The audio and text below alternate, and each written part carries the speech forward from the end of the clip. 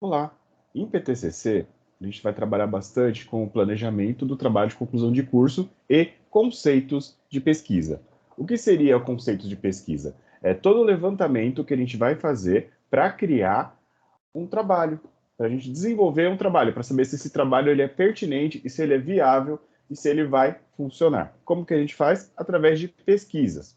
Aí temos aqui algumas etapas de planejamento e execução de um projeto de pesquisa. Então, a primeira coisa que a gente tem que entender é a identificação do problema, que seria o motivo a ser investigado. Depois, é a moldagem desse projeto de pesquisa, definir o caráter exploratório. Então, a gente vai entender qual o problema ou qual a ideia que a gente vai tratar. Depois, a gente vai entender que tipo de pesquisa serve para o nosso tema, para o nosso motivo.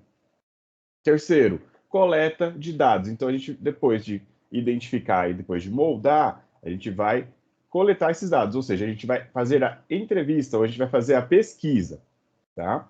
Depois, análise e avaliação dos dados coletados. Depois que você fez a coleta, né, entrevistou, pesquisou, tudo bonitinho, você vai lá e faz a análise e, em seguida, um relatório final. O que seria esse relatório? A apresentação dele em gráficos e qualquer tipo de método para que mostre que o seu resultado foi positivo ou negativo.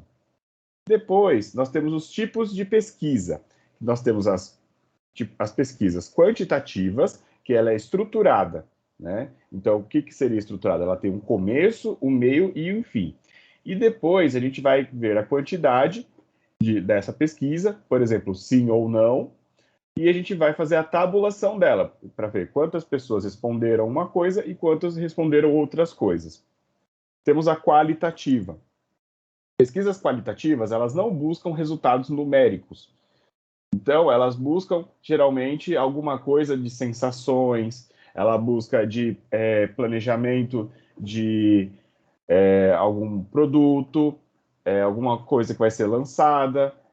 Geralmente é a opinião da pessoa, ela dá a reação como resultado. Então, ela vai ver a reação da pessoa, se ela gostou, se ela não gostou, ou reação daquele produto, né? Então, testes de produtos, então, reação e opinião das pessoas. Então, é muito utilizado em pesquisas de mercado, quando vai ser lançado algum produto, uma comida, uma roupa, aí ele vai e aparece esses resultados, essas reações e opiniões das pessoas.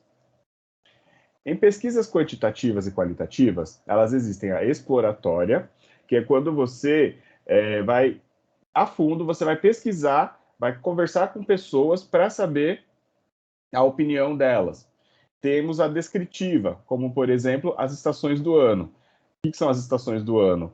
As estações do ano, cada uma tem a sua característica. Então, o tempo do inverno, que é o que estamos agora, é um tempo mais frio, tempo mais seco.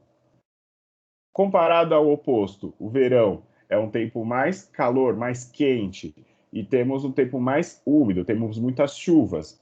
Outro exemplo, estações no estado de São Paulo, que nós chamamos, e na cidade de São Paulo, que chamamos de efeito cebola. O efeito cebola é basicamente o seguinte: de manhã está frio, na hora do almoço está bem calor. Então, você vai com blusa e você vai tirando roupas, né? Vai tirando blusa, vai tirando camiseta, colocando bermuda, vai colocando chinelo. Então, cada um aí vai, de uma certa forma, colocando e tirando roupas, porque vai ficando quente. Então, esse é chamado efeito cebola. Temos o efeito experimental. O efeito experimental, um exemplo bacana dele é como plantar um feijão no algodão e acompanhar esse resultado. Vai lá pingando a água e você vai ver o feijão brotar, né? Vai germinar. E temos a pesquisa de mercado, que é tratada com o consumidor. Então, vai verificado uma ideia de produto, público-alvo, e aí, em cima desse público-alvo, vai ser feita a pesquisa de mercado. E as técnicas de pesquisa que são muito importantes para poder desenvolver a pesquisa, para poder desenvolver o resultado buscado, né? Temos os tipos de questões aberta, que são as questões abertas? Quando a pessoa vai responder, né? São as respostas das pessoas abertas. Então, ela pode falar o que ela quiser, que isso vai ser a questão, a resposta. Temos as questões fechadas ou dicotômicas, que é o sim ou não, né? Você já induz a pessoa, sim ou não. Múltipla escolha. Múltipla escolha é pouco utilizado na área da informática, porém, dá para ser usada. Você coloca mais de um item para a pessoa selecionar, né? Ela é fechada, porém, você consegue selecionar mais de um item, né? Temos as de escala ou notas, de 0 a 10. Qual a nota que você atribui, por exemplo, para um atendimento? Vocês ouvem bastante esse tipo de coisa.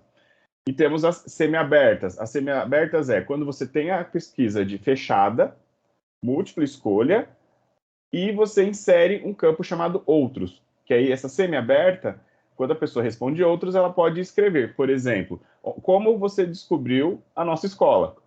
A nossa escola foi descoberta pela internet, por rede social, foi pela televisão ou foi em outros? Se foi em outros, cite qual esse outro. Aí você vai descrever, foi através de um parente. Isso seria uma pesquisa, uma resposta semi-aberta, tá? Temos também a elaboração do questionário. É importantíssimo vocês fazerem a elaboração do questionário e fazerem testes antes de passar, porque pode ser que possa dar problemas ou não, né? É importante você entrevistar pessoas ao seu lado para saber se vai funcionar ou não. Importante também a tabulação desses dados, verificar com exatidão qual é a ideia dele e fazer os relatórios em gráficos. Geralmente é utilizado o estilo pizza e porcentagem, para que você consiga demonstrar de uma forma mais precisa dele, né? Múltipla escolha, a gente tem que sempre utilizar número ímpar. Por quê? Se a gente utilizar número par, a gente acaba deixando a pessoa induzida a uma resposta positiva ou negativa. Então é importante você colocar ímpar. Então temos aqui o exemplo do ótimo, bom, regular, ruim e péssimo. Se eu tirar a palavra péssimo, o regular ele vai se tornar como se fosse bom. Então ele vai tendencionar a pessoa. E a gente, quando vai fazer uma pesquisa, a gente não pode tendencionar para não ter fake news ou pesquisas que não estejam tão coerentes. Tá certo? Muito obrigado.